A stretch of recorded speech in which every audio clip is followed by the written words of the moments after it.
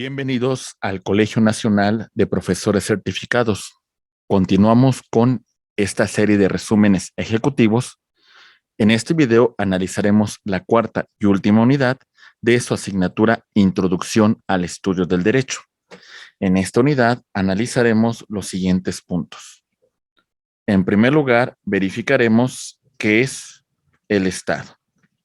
Después continuaremos con los sujetos de derecho, la aplicación e interpretación del derecho y finalizaremos con la aplicación del derecho a un caso práctico.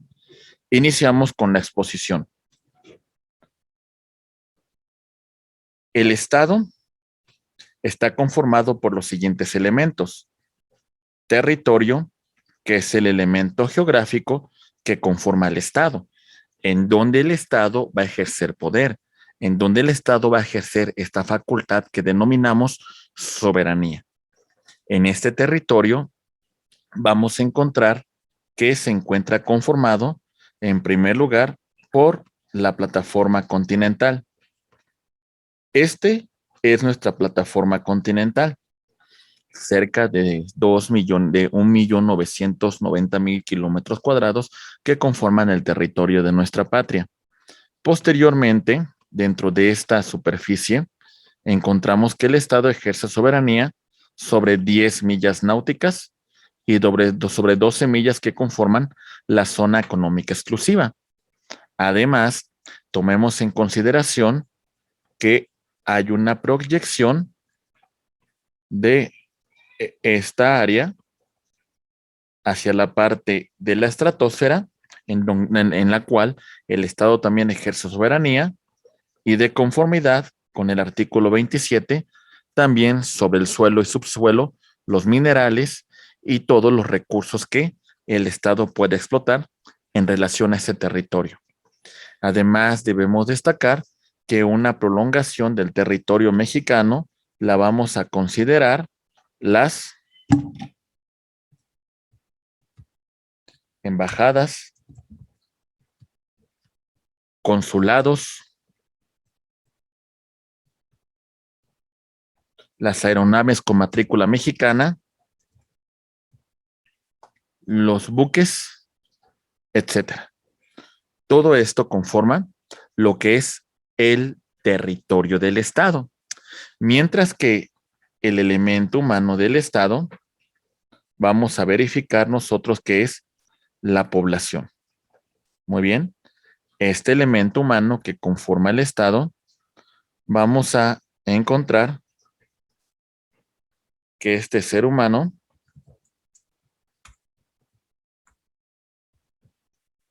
tiene sus derechos reconocidos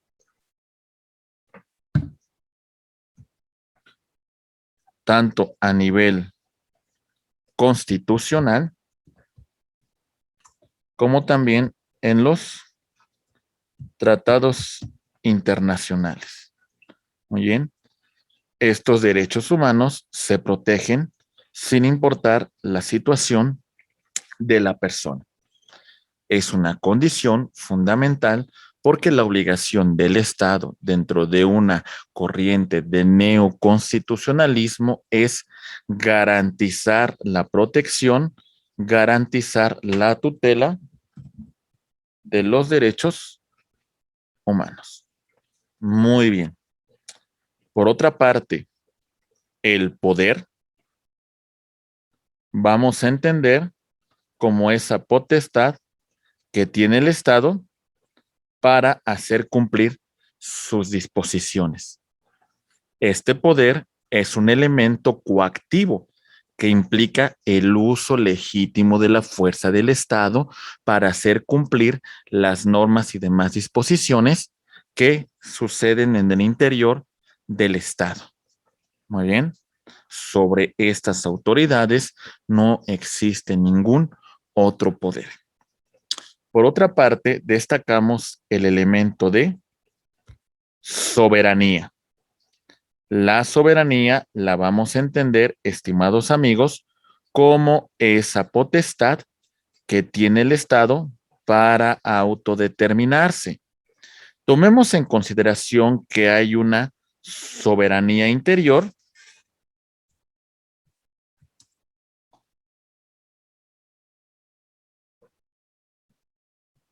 y una soberanía exterior. La soberanía interior es una potestad que tiene el Estado para autodeterminarse en el interior, dentro de sus propias fronteras, hace cumplir sus propias normas, mientras que en el de exterior existe un tema que vamos a denominar, estimados amigos, como la libre autodeterminación de los pueblos. Frente a la comunidad internacional, los estados se encuentran en un mismo rango, en una misma situación.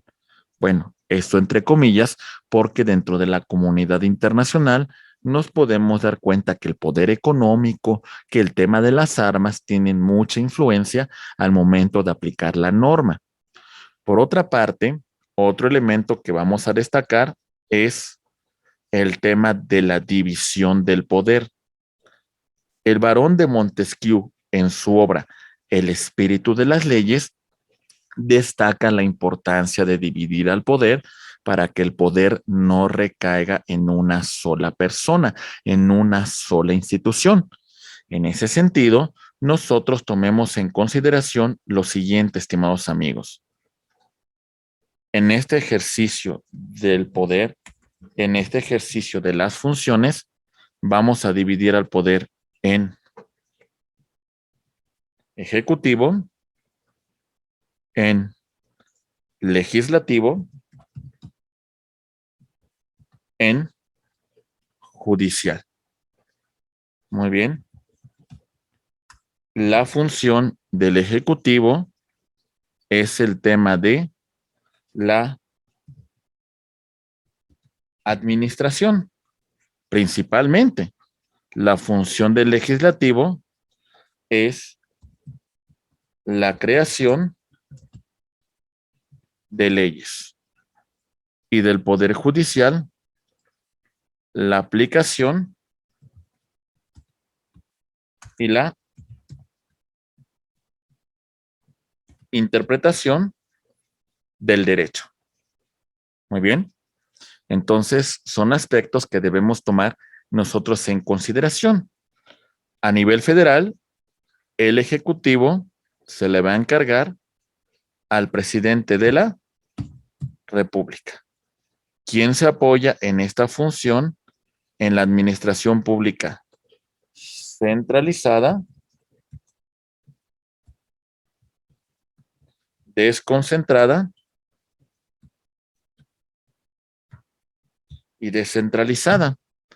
Mientras que en el aspecto legislativo vamos a conceder esta función al Congreso de la Unión, compuesta de dos cámaras, Cámara de Diputados y Cámara de Senadores.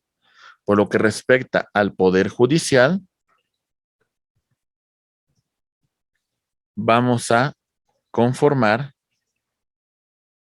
una Suprema Corte de Justicia de la Nación, la cual se conforma de un tribunal en pleno y de salas, de un tribunal electoral del Poder Judicial de la Federación, la cual se conforma de una sala principal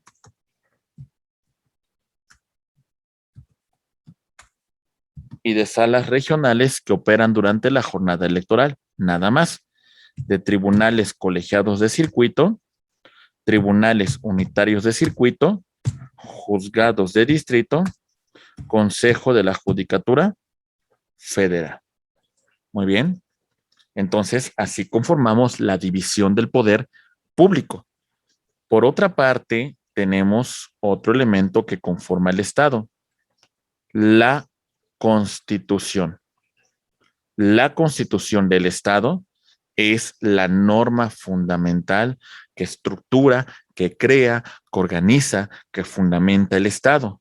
La Constitución es la norma suprema y al ser la norma suprema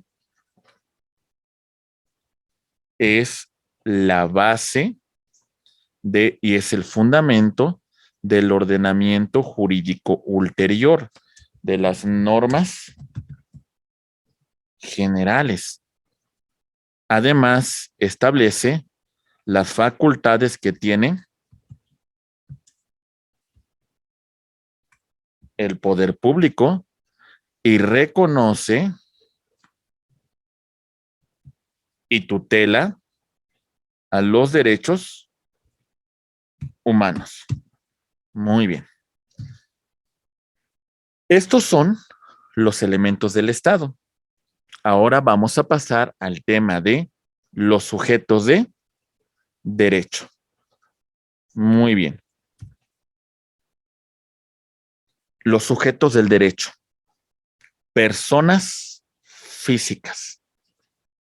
Todos los seres humanos con capacidad de adquirir derechos y contraer obligaciones. Personas morales.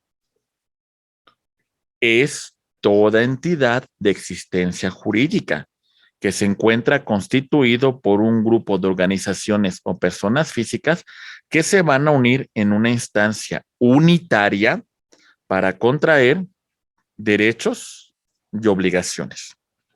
Vamos a tratar de explicarlos en términos más simples. Persona física o natural es todo aquel ser humano que es titular de derechos y de obligaciones. Un poco más adelante vamos a hablar de algunos atributos de la personalidad, pero bueno, ahorita llegamos a ese punto. Muy bien. Mientras que la persona moral es esta unión de personas físicas o de personas morales que en una instancia unitaria van a unir sus patrimonios, sus recursos, para que de esta manera contraigan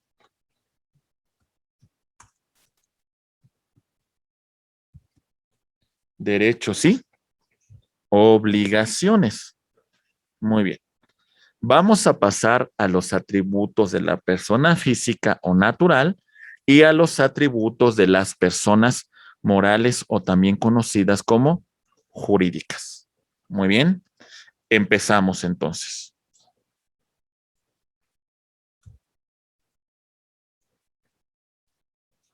Vamos a señalar el tema de la capacidad. Ok. La capacidad la vamos a dividir en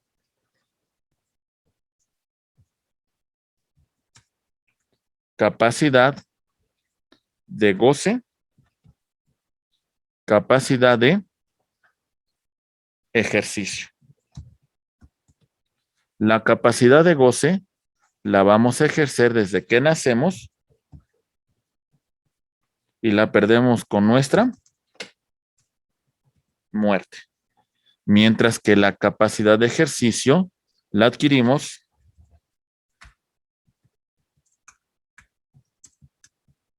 mayoría de edad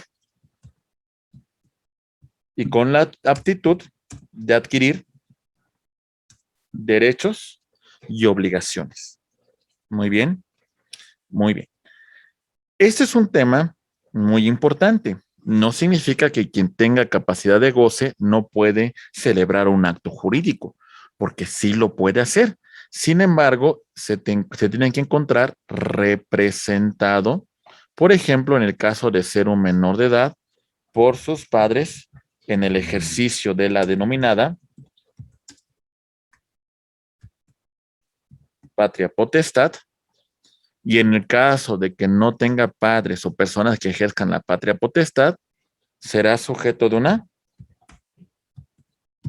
tutela, pero tiene que encontrarse representado, mientras que en la capacidad de ejercicio podemos ejercer los derechos por cuenta propia. Por supuesto que podemos ser suplidas por otra persona de conformidad con un contrato de mandato, pero bueno, este es un tema de autonomía de la voluntad. Entonces, es un dato muy importante que debemos tomar nosotros en consideración. Otro atributo de la persona física o natural, vamos a señalar que es el nombre. El nombre nos va a individualizar frente a otra persona física. Nos va a señalar a la familia a la cual nosotros pertenecemos. Ya hasta cierto punto el nombre es un derecho humano.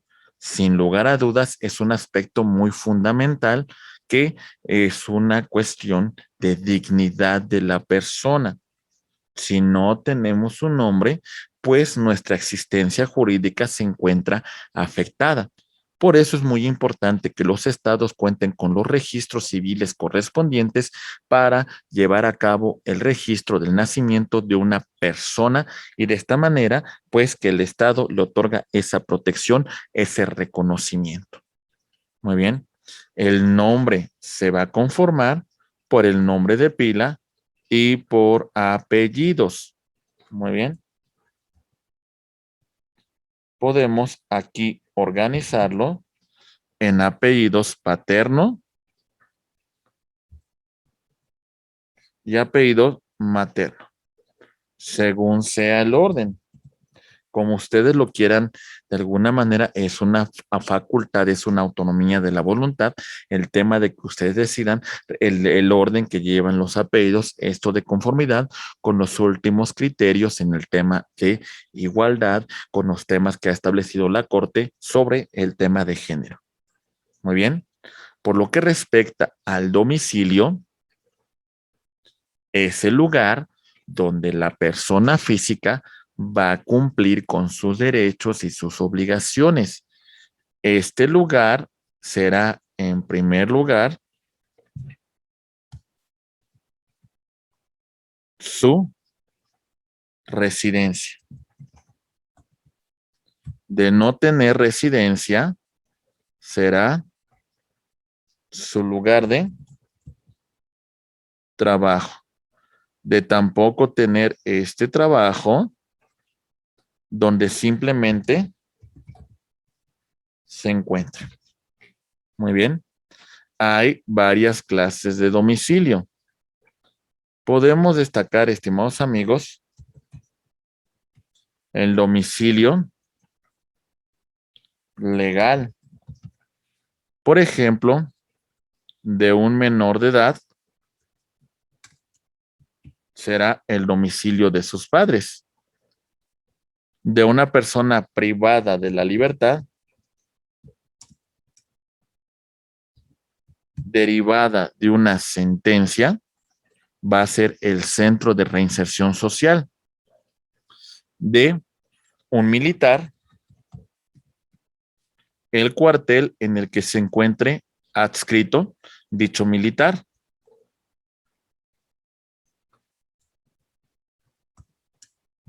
El del servicio exterior mexicano será el lugar donde hubiesen sido asignados para cumplir con esta función. Muy bien, por mencionar algunos domicilios legales. Tenemos el domicilio convencional,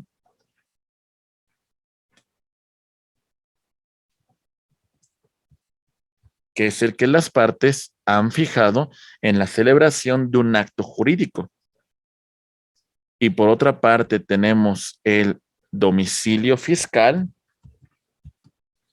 en donde vamos a cubrir nuestras contribuciones de conformidad con el artículo 31, fracción cuarta de nuestra Constitución. Muy bien, perfecto. Destacamos también, estimados amigos, dentro de los atributos de la persona física, el tema de el estado civil. Este estado de familia nace derivado de el matrimonio o demás relaciones afines como son el combinato,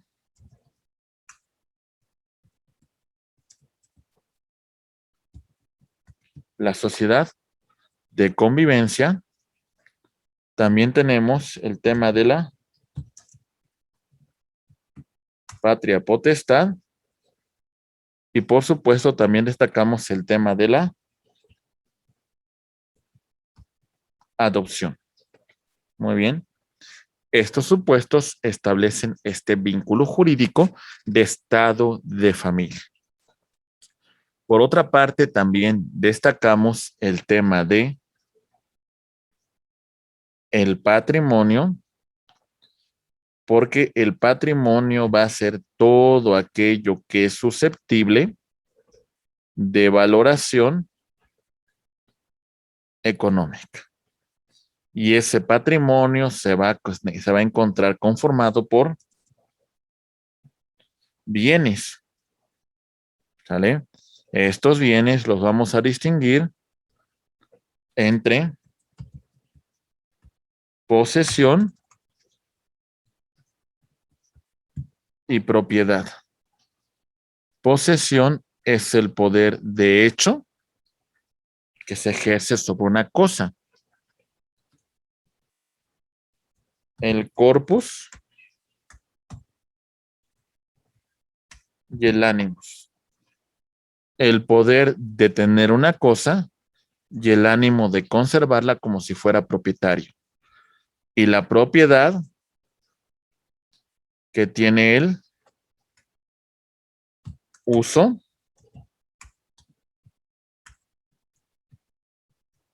el disfrute y la disposición de la cosa. La uso y que me dé un beneficio, recibo los frutos naturales, civiles, industriales. Y la disposición puedo transmitirla a un tercero, puedo disponer de esta cosa, claro, sin afectar a ninguna otra persona. Y por otra parte tenemos el tema de la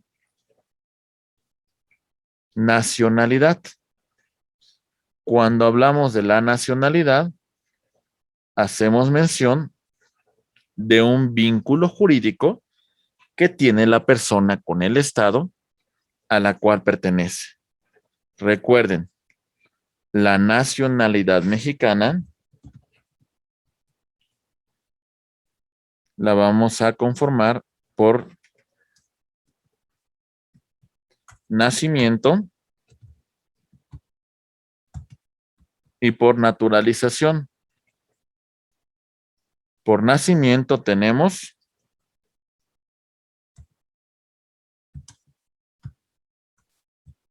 el jus sanguinis y el jus soli. El jus sanguinis es nacer hijo de padre o madre mexicano.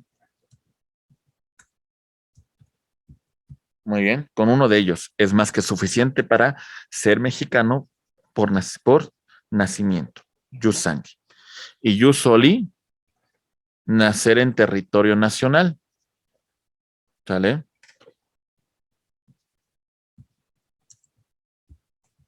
O también en su extensión, como son embajadas,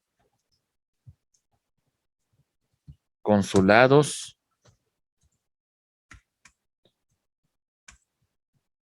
buques, aeronaves, etcétera, etcétera. Y naturalización para los extranjeros que cumplan con los requisitos que establece la Secretaría de Relaciones Exteriores. Muy bien.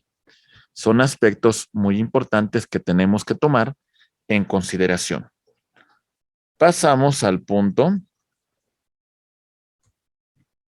de los atributos de la persona moral o jurídica. Muy bien. La capacidad que se encuentra debidamente acreditada dentro del acta constitutiva. Recordemos que en la persona moral, el órgano de mayor jerarquía, en primer lugar, vamos a tener a la Asamblea General.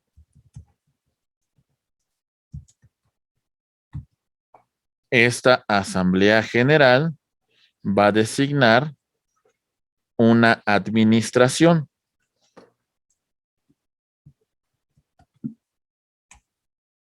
Esa administración puede estar conformada por un administrador único,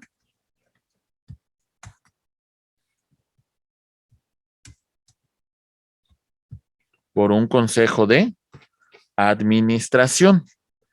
Muy bien. Además de que esta administración en un instrumento público puede designar a un apoderado legal para que represente los intereses de la persona moral. Muy bien.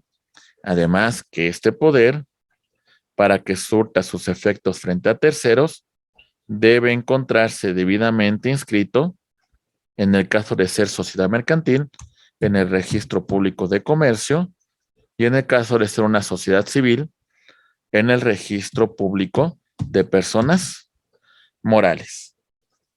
Muy bien. Perfecto. La razón y denominación social. Muy bien. El nombre de una persona moral. La razón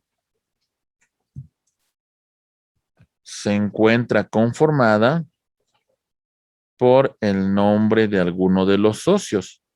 Por ejemplo,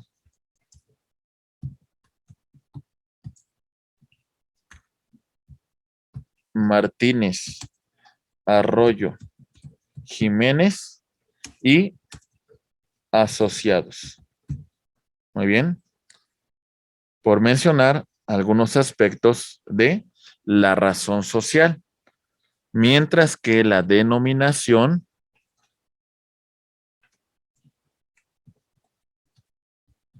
el nombre es más impersonal. Por ejemplo, Pascual, Sociedad Cooperativa. Muy bien. Perfecto. Bien.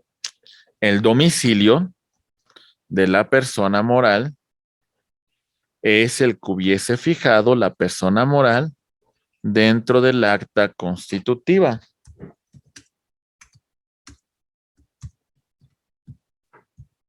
Aunque también pudiesen funcionar como domicilio sus sucursales o demás domicilios que la propia persona moral señale dentro del acta constitutiva. El patrimonio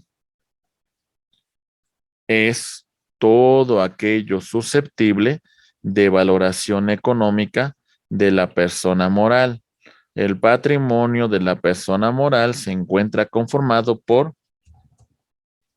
activos, que son los bienes y el capital que lo conforma, y pasivos, que son las obligaciones que la persona moral tiene frente a terceros. Muy bien. Y la nacionalidad es la constitución de la persona cumpliendo con los requisitos de que se establecen dentro de un estado para constituirse como una persona moral, cumpliendo con los requisitos que establecen las normas mexicanas y de esta manera pueda celebrar actos jurídicos en el interior del estado. Muy bien. La persona moral la vamos a clasificar a su vez en persona moral de derecho público y persona moral de derecho privado.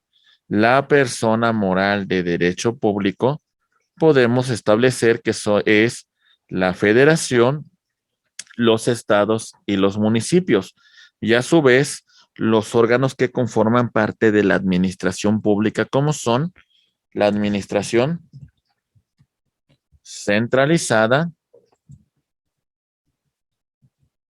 desconcentrada, descentralizada. Tenemos a las personas morales de derecho privado y vamos a clasificar con fines de lucro. Las sociedades mercantiles se constituyen con fines de especulación económica, mientras que otras personas morales que no tienen esta finalidad, entre comillas, podemos destacar que su función más es altruista, es de ayuda, es de investigación científica, es de cuestión académica, es de representación de los trabajadores y bueno, aquí están con fines humanitarios, con fines de beneficencia, con fines culturales, con fines económicos, con fines deportivos, con fines de representación de los trabajadores y bueno, también con fines económicos, académicos, culturales, etcétera, etcétera.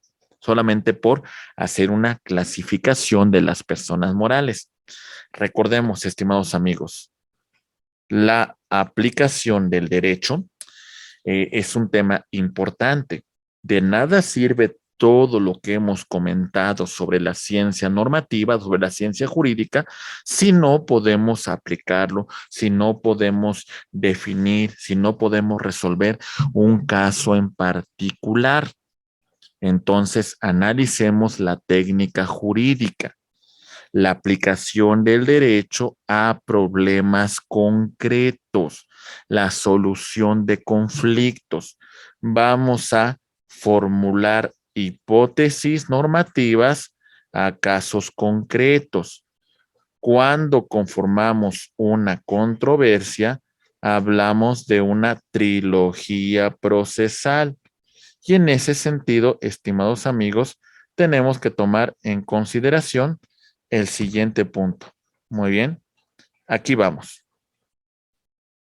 Aquí voy con la trilogía procesal.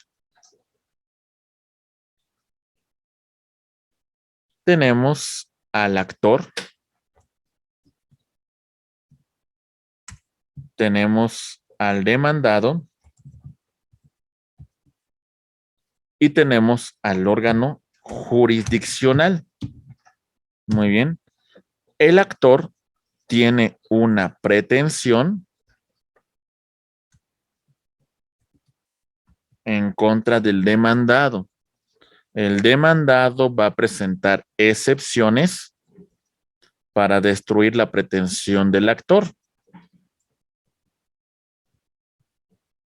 Esta pretensión y estas excepciones se van a soportar en una teoría del caso, la cual se conforma de elementos fácticos, de elementos normativos, de elementos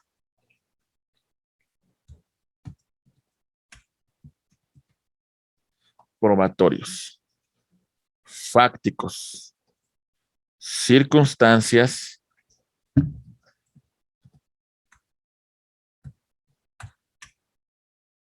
de tiempo, de modo, de lugar, normativos, las normas sustantivas, las normas adjetivas que utilizamos en el caso que estamos planteando. Recuerden que las normas sustantivas contienen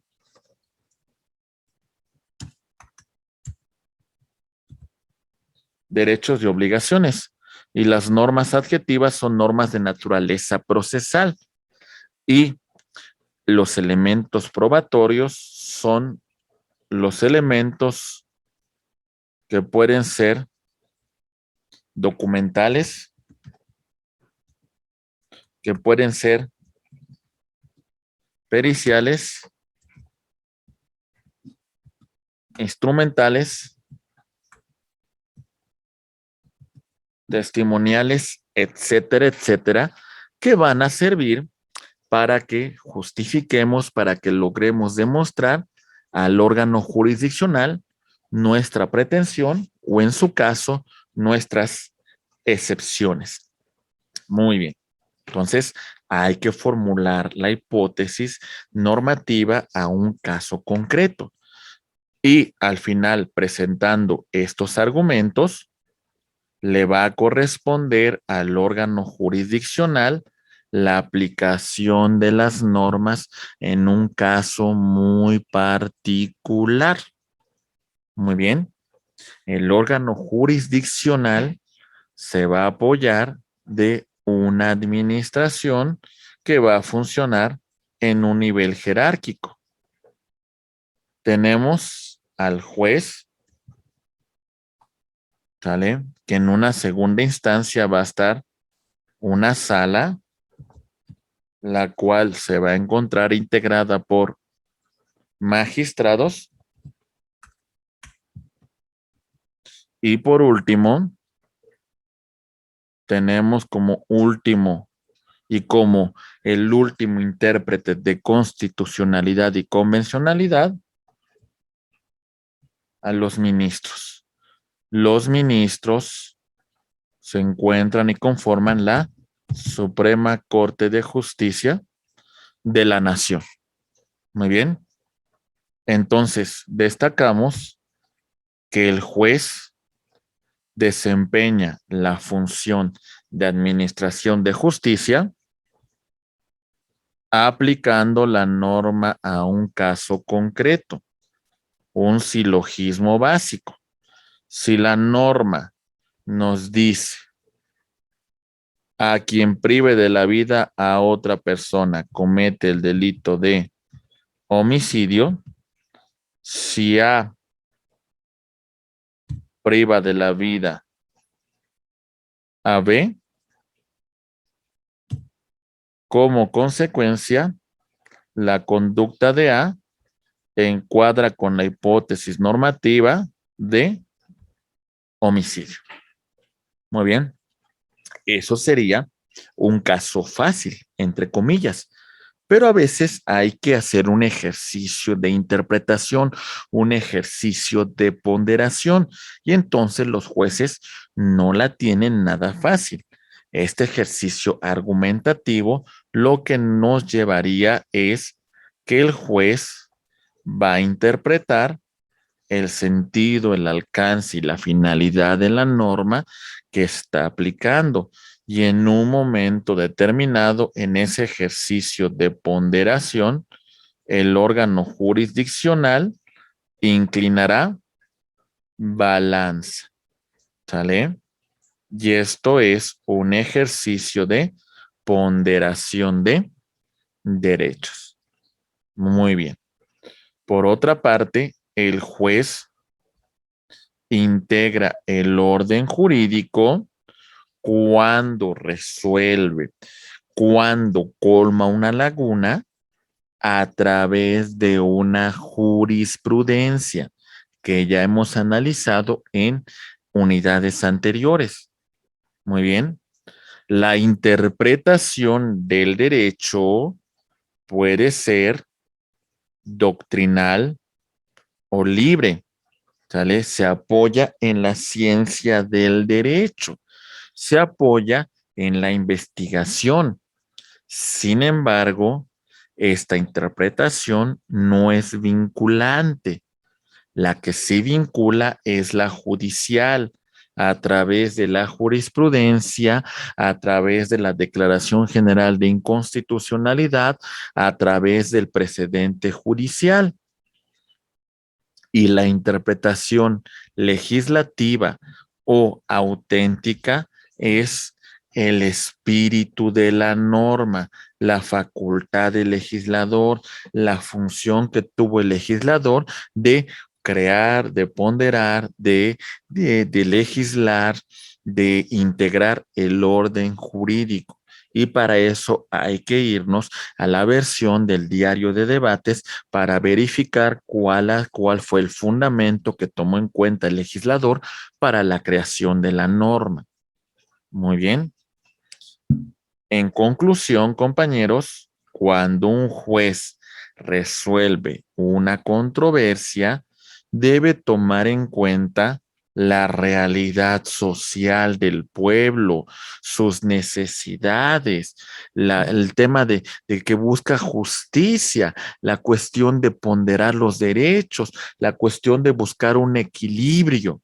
El juez tiene que buscar equidad, el juez tiene que inclinar balanza, el juez tiene que buscar la integración del orden jurídico.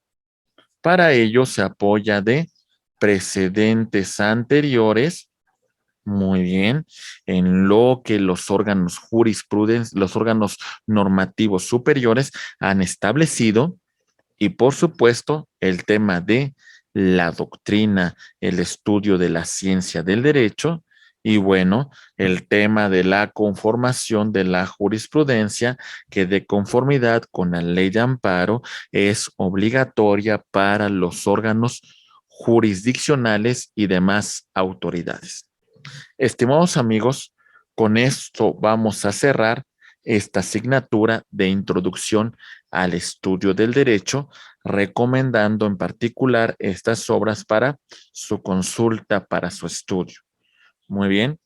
Eduardo García Maínez, Introducción al Estudio del Derecho, Luis Recasés Siches, en Tratado General de Filosofía del Derecho, y por supuesto también el del doctor Mario Ignacio Álvarez Ledesma, Introducción al Estudio del Derecho, de editorial McGraw-Hill. Por el momento, estimados amigos, concluimos con esta asignatura, recordando que el Colegio Nacional de Profesores Certificados está muy atento de su formación profesional.